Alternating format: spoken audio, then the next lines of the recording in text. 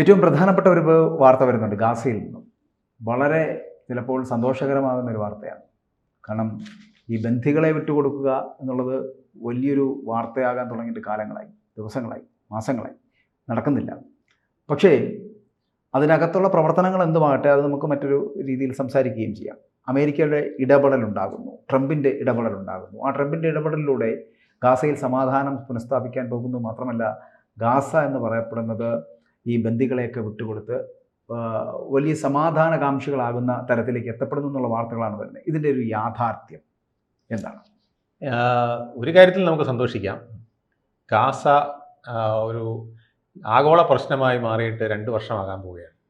ഒരുപക്ഷെ അതൊരു 3-ാം ലോകമഹായുദ്ധത്തിലേക്ക് പോകുന്ന വിധത്തിലേക്ക് അറേബ്യൻ രാഷ്ട്രങ്ങളും യൂറോപ്യൻ രാഷ്ട്രങ്ങളും ഒക്കെ തിരിഞ്ഞു നിൽക്കുന്ന ഒരു സന്ദർഭത്തിൽ ട്രംപും ഇസ്രായേലും കൂടി നടത്തിയ, നെതന്യാഹുവും കൂടെ നടത്തിയ ഒരു പീസ് പാക്കേജ് ആയിരുന്നു 21 പരിപാടി.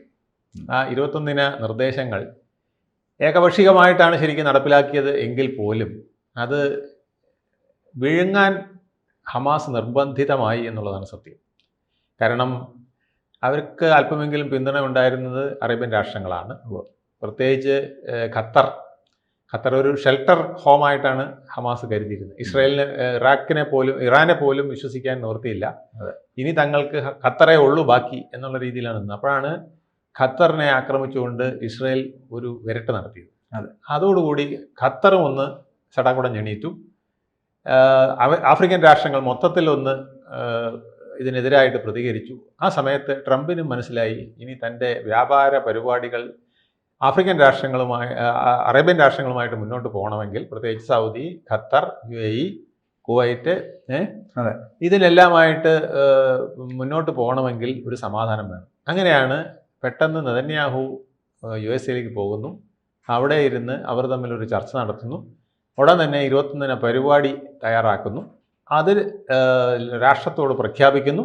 തൊട്ടടുത്ത് തന്നെ ട്രംപ് തന്നെ ഫോൺ വിളിച്ച് നെതന്യാഹുവിന് കൊടുക്കുന്നു. ഖത്തറിലെ പ്രധാനമന്ത്രിയെ വിളിച്ച് മാപ്പ് പറയാം. അപ്പോൾ അത്രയും നടന്നപ്പോൾ നമുക്കൊരു സംശയം ഉണ്ടായിരുന്നു, ഹമാസ് ഇതിനെ എഗ്രി ചെയ്യുമെന്ന്. കാരണം ഇത് ഹമാസിന് ഒരു വിധത്തിലും ഗുണം വരുന്നതല്ല. കാരണം ഗാസയിൽ നിന്ന് അവരെ അടിച്ച് പുറത്താക്കുന്നത് മാത്രമല്ല, ഹമാസിന് ഇനി ഗാസയുടെ ഭരണത്തിൽ യാതൊരു മേൽക്കോയ്മയും ഉണ്ടാകാൻ പോകുന്നില്ല. അവർക്ക് മേൽക്കോയ്മയില്ലെന്ന് മാത്രമല്ല, പങ്കാളിത്തം പോലും ഉണ്ടാകാൻ പോകുന്നില്ല. പുതിയ ഗാസയിൽ ട്രംപ് തന്നെയായിരിക്കും അഡ്മിനിസ്ട്രേഷൻ്റെ ഹെഡ്. നിയന്ത്രണങ്ങൾ ഏർപ്പെടുത്താൻ പോകുന്നത്, നിയന്ത്രിക്കുന്നതൊക്കെ അദ്ദേഹമായിരിക്കും. ടോണി ബ്ലെയർ രണ്ടാമതായിട്ടും നിൽക്കും. പിന്നെ അതിനകത്ത് ഇസ്രായേലിൻ്റെ ആർമി ആയിരിക്കും അവിടെ, ആർമി തുടരും. അപ്പോൾ അങ്ങനെയും കൂടെ ഒരു വ്യവസ്ഥ അതിനകത്ത് വെച്ചിട്ടുണ്ട്. ഇപ്പോൾ പെട്ടെന്ന് അവരുടെ ഡിഫൻസ് ഫോഴ്സ് മാറുന്ന പ്രശ്നമില്ല. അപ്പം അതും കൂടെ ആയപ്പം ഇത് ഹമാസ് സമ്മതിക്കുമോ എന്നുള്ളൊരു പ്രശ്നം ഉണ്ടായിരുന്നു. ഹമാസ് ഇൻ്റർമീഡിയറി വഴി അറിയിച്ചതും ഞങ്ങൾക്ക് പെട്ടെന്ന് ഇതൊരു അഭിപ്രായം പറയാൻ പറ്റില്ല എന്നൊക്കെ ആയിരുന്നു. അങ്ങനെ എന്തായാലും ട്രംപ് വീണ്ടും ഒരു അന്ത്യശാസനം പുറപ്പെടുവിക്കുക. ആ അന്ത്യശാസനം നാളെ തീരാനിരിക്കുകയുമാണ്. ഹമാസ് ഇന്ന് പറഞ്ഞിരിക്കുന്നു, ഞങ്ങൾ ബന്ദികളെ വിട്ടു നൽകാം. ഇന്നലെ പറഞ്ഞതിൽ നിന്നും അല്ലെങ്കിൽ കഴിഞ്ഞ ദിവസങ്ങളിൽ പറഞ്ഞതിൽ നിന്നും വ്യത്യസ്തമായിട്ടാണ് അവരിന്ന് പറഞ്ഞത്. തീർച്ചയായും ബന്ദികളെ വിട്ടു. അങ്ങനെ ഒരു ബന്ദികളെ വിട്ടു നൽകാനുള്ള ഒരു, ഇപ്പൊ താങ്കൾ പറഞ്ഞ പോലെ അന്ത്യശാസനം നാളെ അവസാനിക്കാനിരിക്കുകയാണ്. പെട്ടെന്നൊരു തീരുമാനത്തിലേക്ക് എത്തുന്നു. കാരണം കഴിഞ്ഞ ദിവസങ്ങളിലൊക്കെ അവർ പറഞ്ഞിരുന്നതിൽ നിന്നും വളരെ വ്യത്യസ്തമായിട്ട് പെട്ടെന്നൊരു തീരുമാനത്തിലേക്ക് എത്താൻ എന്തായിരിക്കും അങ്ങനെ ഒരു പ്രേരക ഘടകം എന്ന് പറയപ്പെടുന്ന ഹമാസ്? കാരണം ഹമാസിനെ സംബന്ധിച്ചിടത്തോളം ഹമാസിന് ഇപ്പോൾ രാജ്യമില്ല, ഹമാസിന് ഇപ്പോൾ ആയുധങ്ങളില്ല, ഹമാസിൻ്റെ കയ്യിൽ ധനമില്ല, ആൾബലവുമില്ല. പിന്നെ നിൽക്കാനുള്ള ഒരിടം, അല്പം ധനസഹായമൊക്കെ തന്നിരുന്ന ഖത്തറാണ്. അപ്പം ഖത്തറും ഉൾപ്പെടെയുള്ളവർ ഈ പീസ് പാക്കേജിനെ അംഗീകരിച്ചിരിക്കുകയാണ്. ട്രംപും നെതന്യാഹുവും കൂടെ കൊണ്ടുവന്ന ഈ പീസ് പാക്കേജിനെ അറേബ്യൻ രാഷ്ട്രങ്ങൾ മൊത്തം അംഗീകരിച്ചു. UAE, പിന്നെ യൂറോപ്യൻ രാഷ്ട്രങ്ങളും അംഗീകരിച്ചു. അപ്പോൾ ഇനിയിപ്പോൾ ഹമാസിനെ സംബന്ധിച്ചിടത്തോളം ഒരു പിടിവള്ളിയില്ല. ഒന്നുകിൽ ചത്തതിനൊക്കുമേ ജീവിച്ചിരിക്കുക, അല്ലെങ്കിൽ വെടിയുണ്ടയിട്ട് മരിക്കുക എന്നുള്ളതാണ് ഇനി അവസാനത്തെ മാർഗം എന്നുള്ളത് അവർക്ക് മനസ്സിലായി. അപ്പോൾ അവർ ഇപ്പം തൽക്കാലം ചത്തതിനൊക്കുമേ ജീവിക്കാൻ തീരുമാനിച്ചു. അതെ, അതുകൊണ്ട് അവരിത് ഇങ്ങനെ കീഴടങ്ങുകയാണ് ചെയ്യപ്പെടുന്നത്. സ്വാഭാവികമായിട്ടും ഇത് കീഴടങ്ങലാണ്. കീഴടങ്ങൽ മാത്രമല്ല, ഇതൊരു അവരെ സംബന്ധിച്ചിടത്തോളം അവർ ആത്മഹത്യാപരമായ ഒരു പ്രവൃത്തിയാണ് ഇപ്പോൾ ചെയ്യുക. കാരണം അവർ എന്തിനു വേണ്ടിയാണോ ഇത്രയും ആൾക്കാരെ കൊന്നത്, ഇത്രയും പാവങ്ങളെ കഷ്ടപ്പെടുത്തിയത്, അതെല്ലാം ഹമാസിനെ പോലൊരു സംഘടനയെന്നും ഒരിടത്തും നിലനിർത്തിക്കൊണ്ട് പോകേണ്ട ആവശ്യകത ഇല്ല എന്നുള്ളത് തന്നെയാണ്. അത് നിലനിൽക്കുമ്പോൾ തന്നെ പക്ഷേ അമേരിക്കയുടെ ഈ ഇടപെടൽ മാറ്റി വെച്ചാൽ ട്രംപിൻ്റെ ഇടപെടലാണ്. ട്രംപ് ഇത്തരത്തിലൊരു സാഹചര്യം സൃഷ്ടിക്കുന്നതും ഒപ്പം തന്നെ ഇപ്പോൾ ഹമാസ് ബന്ദികളെ വിട്ടു നൽകാമെന്ന് പറയപ്പെടുന്ന തരത്തിലേക്ക് പിന്നെ ഈ അന്ത്യശാസനം നൽകുകയൊക്കെ ചെയ്യുന്ന ഒരു രീതിയിലേക്കൊക്കെയുള്ള പ്രവർത്തനം, ട്രംപിൻ്റെ പ്രവർത്തനം, ഈ ട്രംപിൻ്റെ പ്രവർത്തനമൊക്കെ സത്യത്തിൽ സത്യസന്ധമായിട്ടുള്ളൊരു പ്രവർത്തനമായിരുന്നു എന്ന് തോന്നുന്നുണ്ടോ താങ്കൾക്ക്? അതിന് പിന്നിൽ ചില ഹിഡൻ അജണ്ടകൾ തീർച്ചയായിട്ടും ഉണ്ട് എന്ന് തന്നെ പറയേണ്ടി വരും. രണ്ടാം ട്രംപിൻ്റെ വരവ് പൂർണ്ണമായും ഒരു ലോകത്തെ ഏറ്റവും വലിയ ഒരു വ്യക്തി ഞാനാണ്, ലോകം എനിക്ക് മുമ്പിൽ കീഴടങ്ങണം എന്നുള്ള രീതിയിലാണ് അദ്ദേഹം പറഞ്ഞിട്ടുള്ളതും പ്രവർത്തിച്ചിട്ടുള്ളതും. അതുകൊണ്ട് ഈ ഒരു വിഷയത്തിലും അദ്ദേഹം കാണിച്ചിട്ടുള്ളത് അതൊക്കെ തന്നെയാണ്. അദ്ദേഹത്തിൻ്റെ ആദ്യത്തെ ആഗ്രഹം ഗാസ എങ്ങനെയെങ്കിലും ഒഴിപ്പിച്ചെടുത്ത് അതൊരു ടൂറിസ്റ്റ് കേന്ദ്രമാക്കുക എന്നുള്ളതായിരുന്നു. അതായത് ഏത് ഡീലിലും, പീസ് ഡീലായാലും വാർ ഡീലായാലും ഇനി ട്രേഡ് ഡീലായാലും അതിലൊക്കെ അദ്ദേഹം കാണുന്നത് ഒറ്റ കാര്യമേ ഉള്ളൂ: ധനം ഉണ്ടാക്കുക, അല്ലെങ്കിൽ വ്യാപാരത്തിലൂടെ മേന്മയുണ്ട്. അതേ ഒരു കച്ചവടക്കാരനാണ്. ആ കച്ചവടക്കാരൻ്റെ മനസ്സിലൂടെയാണ് അദ്ദേഹം ലോകരാഷ്ട്രങ്ങളെയും ലോകത്തെയും വീക്ഷിക്കുക. ആ കച്ചവടക്കാരൻ്റെ മനസ്സ് അല്ലെങ്കിൽ ആ ഒരു ചിന്താഗതി എന്ന് പറയപ്പെടുന്ന അമേരിക്കയെ സത്യത്തിൽ ഇപ്പോൾ തകിടം മറിക്കുന്ന തരത്തിലേക്ക് എത്തിക്കുന്നുണ്ട്. തീർച്ചയായിട്ടും നമ്മൾ കാണേണ്ടത്. തീർച്ചയായിട്ടും അമേരിക്ക രാജ്യം അമേരിക്ക പൂട്ടിപ്പോകുന്ന തരത്തിലേക്ക് എത്തപ്പെട്ടിരിക്കുന്നു. അതാണോ ഇത്തരത്തിലുള്ള ഒരു ട്രംപിനെ പോലുള്ള ഒരു ഭരണാധികാരി എന്ന് പറയപ്പെടാൻ പറ്റുന്ന ഒരാളാണോ സത്യത്തിൽ? തീർച്ചയായിട്ടും ഇത് ലോകത്തിന് വലിയ ദോഷമാണ്, അമേരിക്കയ്ക്ക് ദോഷമാണ്. അമേരിക്കൻ ജനത മനസ്സിലാക്കി കഴിഞ്ഞു, ലോക ജനങ്ങളും മനസ്സിലാക്കി കഴിഞ്ഞു, ലോകരാഷ്ട്രങ്ങളും മനസ്സിലാക്കി കഴിഞ്ഞു. പക്ഷേ ഇന്നിപ്പോൾ ലോകത്തെ മുഴുവൻ ഒരു വലിയ ശക്തിയായി നിൽക്കുന്നത്, എന്തിനു തയ്യാറായി നിൽക്കുന്നത് അമേരിക്കയാണ്.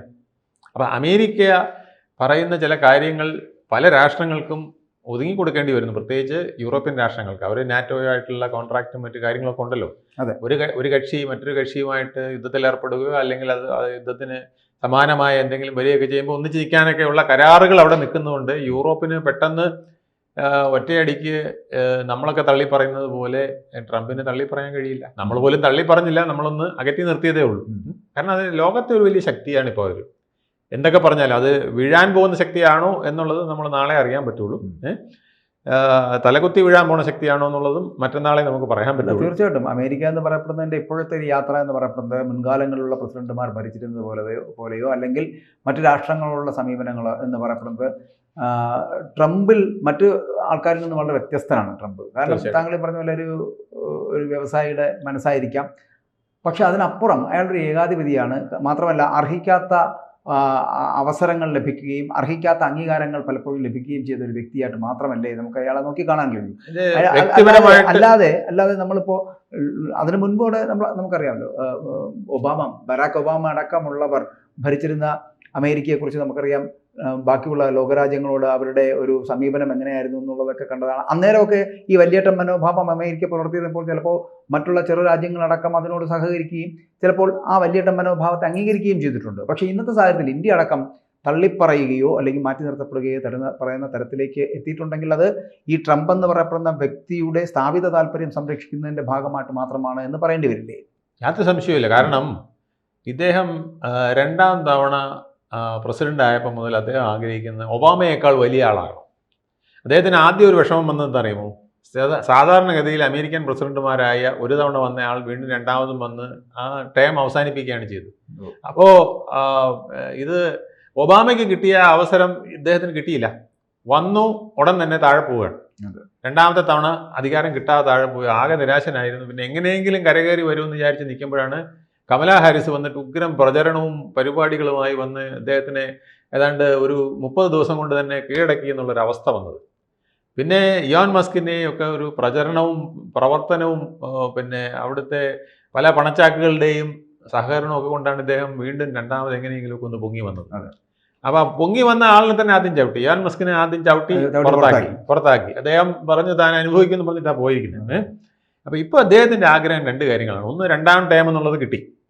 ഇനിയിപ്പം വേറെ ഒന്നും നോക്കാനില്ല. ഈ ഇവിടുന്ന് ഈ അമേരിക്കൻ പ്രസിഡന്റ് സ്ഥാനത്ത് നിന്ന് ഇംപീച്ച്മെന്റ് അത്ര വലിയ എളുപ്പമൊന്നുമല്ല, വലിയ പാടാണ്. അപ്പോൾ ഇനിയിപ്പോൾ അവശേഷിക്കുന്ന 3 വർഷവും ചില്ലറ മാസങ്ങളും താൻ ഇരുന്ന് ഭരിച്ച് നിരങ്ങി മുടിപ്പിച്ചിട്ട് പോകുന്നുള്ള രീതിയിലാണ് അദ്ദേഹം പോകുന്നത്. അദ്ദേഹം അമേരിക്ക നന്നാക്കുമെന്നാണ് പറയുന്നത്, അമേരിക്ക ഫസ്റ്റ് എന്നാണ് പറയുന്നത്. പക്ഷേ അമേരിക്കയെ തൊലച്ച് കൈ കൊടുക്കുന്ന രീതിയിലാണ് അദ്ദേഹത്തിൻ്റെ പ്രവർത്തനം പോകുന്നത് എന്നുള്ളത് താങ്കൾ പറഞ്ഞ പോലെ യാഥാർത്ഥ്യമാണ്. അതെ, അവിടെയാണ് ഒരു ചോദ്യം പ്രസക്തമാകുന്നത്. ട്രംപിനെ പോലുള്ള ഒരാളുടെ ഈ സമാധാനത്തിന് വേണ്ടിയുള്ള ശ്രമം സത്യത്തിൽ അതൊരു മാനസികമായിട്ട് നമുക്ക് അംഗീകരിക്കാൻ കഴിയുന്ന തരത്തിലുള്ളതാണോ? ഇല്ല, അത് മാനസികമായിട്ട് എങ്ങനെ നമുക്കിപ്പോൾ ഹമാസിനെ കൈകാര്യം ചെയ്തത് വേണമെങ്കിൽ നമുക്ക് അംഗീകരിക്കാം. കാരണം ഒരു തീവ്രവാദ അല്ല, ഞാൻ അതിന്റെ പിന്നിലെ തന്നെ പറയുന്നുണ്ട് നമ്മളുടെ, അതായത് ലോകത്തോട് വിളിച്ച് പറയണം എനിക്ക് നോബൽ സമ്മാനം വേണം, അതിനുള്ള തീരുമാനങ്ങൾ ഞാൻ എടുക്കുന്ന ഇത്തരത്തിലാണ് എന്ന് പറഞ്ഞുകൊണ്ട് വരുന്ന ഒരു വ്യക്തിയെ, നോബൽ സമ്മാനത്തിന് വേണ്ടി പറഞ്ഞുകൊണ്ട് വരുന്ന ഒരു വ്യക്തി നമ്മൾ എവിടെയെങ്കിലും കണ്ടിട്ടുണ്ടോ? ഇത് ആധുനിക ലോകത്തിന്റെ ഒരു പ്രത്യേകതയാണ്. നാണം കെട്ട ഒത്തിരി പേര് ഈ ലോകത്ത് ഉണ്ടായിപ്പോയി. അതിൽ നാണം കെട്ട ലോക രാഷ്ട്ര നേതാക്കളും വരുന്നു എന്നുള്ളത് വലിയ കഷ്ടമാണ്. നമുക്കറിയാം, ഇന്ന് പലയിടത്തും പലരും ചെയ്യുന്നതിന് നാണമില്ല. നമ്മുടെ കേരളത്തിലായാലും ഇന്ത്യയിലായാലും പലരും പിന്നെ സാഹിത്യകാരന്മാരും പിന്നെ സാമൂഹ്യ പ്രവർത്തകരും ഒക്കെ ഭരണകർത്താക്കളുടെ മൂടുതാങ്ങികളായി നിന്ന് ദീപസ്തംഭം ആശ്ചര്യം എന്ന് പറഞ്ഞുകൊണ്ട് സമ്മാനവും വട്ടം വളയും ഒക്കെ വാങ്ങിക്കുന്ന ഒരു കാലത്താണ് നമ്മൾ ജീവിക്കുന്നത്. ഇത് അമേരിക്കയിലും ഉണ്ട്, യൂറോപ്പിലും ഉണ്ട്. പക്ഷേ ഇത് ഇടത്തട്ടുകാരിൽ അല്ലെങ്കിൽ അങ്ങനെയുള്ള ആളുകളാണ് നമ്മൾ കണ്ടില്ല. ഒരു ഭരണകർത്താവ് ഇങ്ങനെ, പ്രത്യേകിച്ച് ലോകത്തിന്റെ തലവനായി പോലെ നിൽക്കുന്ന ഒരു ഭരണകർത്താവ് ഇങ്ങനെ എനിക്കും കിട്ടണം വട്ടും വളയും എന്നൊക്കെ പറഞ്ഞ് നിൽക്കുന്ന ഒരു സാഹചര്യം ഖേദകരമാണ്. അതാണ്, അവിടെയാണ് ഞാൻ അതിന്റെ സതുദ്ദേശത്തെ കുറിച്ചാണ് ചോദിച്ചത്. സതുദ്ദേശപരമായിട്ടുള്ള സമയമല്ല തീർച്ചയായിട്ടും ഹമാസിനെ അന്ത്യശാസനം കൊടുത്തിട്ട് അവരിൽ നിന്ന് ബന്ദികളെ തിരികെ വാങ്ങിക്കുക എന്നുള്ളത് സതുദ്ദേശപരമല്ല. അത് മാത്രമല്ല, വ്യക്തിപരമായിട്ടുള്ള താല്പര്യം സംരക്ഷിക്കുക എന്നുള്ളതല്ലേ. അത് മാത്രമല്ല, അദ്ദേഹം വേറൊന്നും കൂടെ പറഞ്ഞു. പലസ്തീൻ എന്ന് പറയുന്ന രാഷ്ട്രത്തിന്റെ നിലനിൽപ്പ് പോലും അദ്ദേഹം പ്രതിസന്ധിയിലാക്കി. ലോകം മുഴുവൻ ആഗ്രഹിച്ചതാണ് ഈ 2 നേഷൻ തിയറിയും പാലസ്തീന്റെ ഒരു നിലനിൽപ്പ്, ഇന്ത്യ ഉൾപ്പെടെയുള്ള കാര്യം രാഷ്ട്രങ്ങൾ അംഗീകരിച്ചാണ്. അപ്പൊ അദ്ദേഹം ഇപ്പോൾ അതുപോലും പറയുന്നില്ല. പലസ്തീനിൽ ജനാധിപത്യമില്ല, പലസ്തീനിൽ നീതിന്യായ വ്യവസ്ഥയില്ല. ഇതൊക്കെ അദ്ദേഹമാണ് നിശ്ചയിക്കുന്നത്. ഈ കയറൂരി വിട്ട പോലെ നടക്കുന്ന ട്രംപ് പറയുകയാണ് പലസ്തീനിൽ ജനാധിപത്യമില്ല, പലസ്തീനിൽ നീതിന്യായ വ്യവസ്ഥയില്ല. അതൊക്കെ വരുന്നവരെ പലസ്തീൻ അതോറിറ്റിക്ക് പോലും ഒരു പവറും കൊടുക്കാൻ പോണില്ല. അപ്പൊ അത് തൽക്കാലത്തേക്ക് ഞങ്ങൾ ഇതെല്ലാം ഏറ്റെടുക്കും. എന്നിട്ടൊരു ഇന്റർനാഷണൽ ബോഡി എന്ന് പറഞ്ഞിട്ട് ട്രംപും നെതന്യാഹുവും കൂടെ തന്നെയാണ് ബോഡി എന്നുള്ളതാണ് സത്യം. പിന്നെ അതിനകത്ത് അറേബ്യൻ രാഷ്ട്രങ്ങൾ 2-3 പേര് കാണും, ടോണി ബ്ലെയർ കാണും, അല്ലെങ്കിൽ യൂറോപ്പിലെ 1-2 ആൾക്കാരും കാണും. എന്നിട്ട് അവർ അഡ്മിനിസ്ട്രേഷൻ ഉണ്ടാക്കി ഗാസ ഇപ്പോൾ അവരുടെ കയ്യിലാക്കും. എന്നിട്ട് ഗാസയിലെ ജനങ്ങളോട് പറഞ്ഞിട്ടുള്ള നിങ്ങൾക്ക് വേണമെങ്കിൽ വിട്ടുപോകാം, ഇല്ലെങ്കിൽ ഞങ്ങൾ തരുന്ന ഒരു കൊച്ചു താവളത്തിലേക്ക് നിങ്ങൾ ഷെൽട്ടറിലേക്ക് മാറുന്നതിനും കുഴപ്പമില്ല. ഹമാസ് എന്ന് പറഞ്ഞ് ഇനി ആരെങ്കിലും നിന്ന് കഴിഞ്ഞാൽ അവന് വെടിയുണ്ടായിരിക്കും പ്രതിഫലം. പൊതുജനം പോലും ഞങ്ങൾ ഇനി ഇവിടെ ഈ ഭാഗം വിട്ടുകൊടുക്കുന്നില്ല, വിട്ടു മാറുന്നില്ലെങ്കിൽ നിങ്ങളെ തീവ്രവാദികളായിട്ട് കണക്കാക്കുന്നതാണ്. അവിടുത്തെ ഒരു കൊച്ചുകുട്ടി പോലും 2 വയസ്സോ 1 വയസ്സോ ഇന്നലെ ജനിച്ചതായ ഒരു കുഞ്ഞു പോലും അവിടെ നിന്ന് മാറുന്നില്ലെങ്കിൽ, ആ മാറാത്തവരെ ഞങ്ങൾ പറഞ്ഞനുസരിച്ച് മാറിയില്ലെങ്കിൽ അവരെ തീവ്രവാദിയായിട്ട് കണക്കാക്കുന്നതാണ് ഇപ്പോൾ നെതന്യാഹു ഒക്കെ പറഞ്ഞു വെച്ചിരിക്കുന്നത്. ഇനി അത് തന്നെയാണ് അവർ നടപ്പിലാക്കാൻ പോകുന്നത്. അതുകൊണ്ട് ഉദ്ദേശശുദ്ധിയെക്കുറിച്ച് നമുക്ക് യാതൊരു സംശയവും വേണ്ട. ഇത് ഗാസ പിടിച്ചടക്കാനുള്ള വേറൊരു രീതി, അതായത് ലോക മനസാക്ഷി ഈ കുട്ടികളെയും സ്ത്രീകളെയും ഒക്കെ ഇങ്ങനെ നിരന്തരം കൊന്ന് ഇങ്ങനെ അതിക്രമിച്ച് കയറുകയും മരുന്നും ഭക്ഷണവും പോലും കൊടുക്കാൻ ലോകരാഷ്ട്രങ്ങളെ സമ്മതിക്കാതെയും UN സമ്മതിക്കാതെയും റെഡ് ക്രോസിനെ സമ്മതിക്കാതെയും ഒക്കെ വന്നപ്പോൾ ലോക മനസാക്ഷി ആകെ തിരിഞ്ഞുപോയി. ഇസ്രായേലിൽ പോലും വൻ റാലികൾ നടക്കുകയുണ്ടായി ഈ ഭ്രാന്തൻ യുദ്ധം അവസാനിപ്പിക്കണമെന്ന് പറഞ്ഞു. അപ്പം അതിന് പെട്ടെന്നൊരു പുതിയ യുദ്ധക്കരാറാണ് ഈ സമാധാന കരാർ. ഇത് വേറൊരു യുദ്ധക്കരാർ തന്നെയാണ്. ഈ സമാധാന കരാർ എന്ന് പറഞ്ഞിട്ടുള്ള ഒരു യുദ്ധക്കരാർ. ആ കരാറിൽ 21 പോയിന്റ് വെച്ചു. എന്തായാലും ഹമാസിനെ പൂട്ടി. ഇനി പലസ്തീനെയും പൂട്ടുന്ന ലക്ഷണമാണ്, അല്ലെങ്കിൽ പലസ്തീനെ ഒരു പ്രത്യേക സ്ഥലത്തേക്ക് ഒതുക്കുകയും ഗ്രേറ്റർ ഇസ്രായേൽ എന്ന ഒരു തിയറിയിലേക്കാണോ ഇത് പോകുന്നതെന്നും കൂടി നമ്മൾ നോക്കേണ്ടതാണ്. ഇസ്രായേലിൻ്റെ വലിയൊരു വികസനം അവർ ഉദ്ദേശിക്കുന്നുണ്ട്. ഒരു കൊച്ചു രാഷ്ട്രമായിട്ട് നിൽക്കാതെ ആ പരിസര പ്രദേശങ്ങളിലെ പല ഭാഗങ്ങളും കൂടെ ഏറ്റെടുത്തുകൊണ്ടൊരു ഗ്രേറ്റർ ഇസ്രായേൽ എന്നുള്ള ഒരു പദ്ധതിയും നെതന്യാഹുവിൻ്റെ മനസ്സിലുണ്ട്. അതും കൂടെ ആണോ ട്രംപും നെതന്യാഹുവും കൂടെ പീസ് കീപ്പിംഗ് എന്ന് പറഞ്ഞാൽ പേരിൽ കാണിക്കുന്നത് എന്നുള്ളത് നമുക്ക് അറിയണം. പക്ഷെ ഒരു കാര്യം നമുക്ക് സമാധാനിക്കാം, അവിടുത്തെ സ്ത്രീകളും കുട്ടികളും ഒക്കെ തൽക്കാലത്തേക്ക് ഒരു ഷെൽട്ടറിലേക്ക് മാറുകയും ഭക്ഷണവും മരുന്നും ഒക്കെ കിട്ടുന്ന ഒരു സാഹചര്യവും ഉണ്ടായേക്കാം എന്നുള്ളതാണ്. നമ്മൾ ഇതിനകത്ത് പറയുമ്പോൾ ട്രംപിൻ്റെ ഇപ്പോഴത്തെ ഉദ്ദേശം എന്ന് പറയുന്നത് സതുദ്ദേശപരമല്ലെങ്കിൽ കൂടിയും ഇത്തരത്തിലൊരു സമീപനം സ്വീകരിക്കുമ്പോൾ അവിടുത്തെ ജനങ്ങൾ ഒരു പരിധിവരെ രക്ഷപ്പെടുന്നു എന്നുള്ളത് തന്നെയാണ്. ലോകത്തിനൊരു സമാധാനം ഉണ്ടാകും. പക്ഷേ ഇതിലൂടെ നമുക്ക് ട്രംപിന് നോബൽ സമ്മാനം കിട്ടുമെന്ന് തോന്നുന്നുണ്ടോ? അതോ ഇനി അടുത്ത റഷ്യയുമായിട്ടുള്ള ബന്ധം കൂടി, അവിടുത്തെ അവരുടെ യുദ്ധം കൂടി അവസാനിപ്പിച്ച് അതിൽ നിന്ന് കൂടി ഒരു നോബൽ സമ്മാനത്തിലേക്ക് എത്തുവാനുള്ള ഒരു വഴി അതും കൂടെ എങ്ങനെയെങ്കിലും ഇപ്പോൾ ഒപ്പിക്കും. അങ്ങനെയാണെങ്കിൽ ഒരു നോബൽ സമ്മാനം നേടി. നോബൽ സമ്മാനം ഇവരുടെ ആളിലൊക്കെ തന്നെയാണല്ലോ ഈ നോബൽ സമ്മാനം കൊടുക്കുന്നത്. ഈ സമാധാനത്തിന് വേണ്ടി നോബൽ സമ്മാനം എനിക്ക് തരണമെന്ന് പറയപ്പെടുന്ന ആദ്യത്തെ വ്യക്തിയായിരിക്കും തോന്നുന്നു. എനിക്ക് തോന്നുന്നു ട്രംപ്.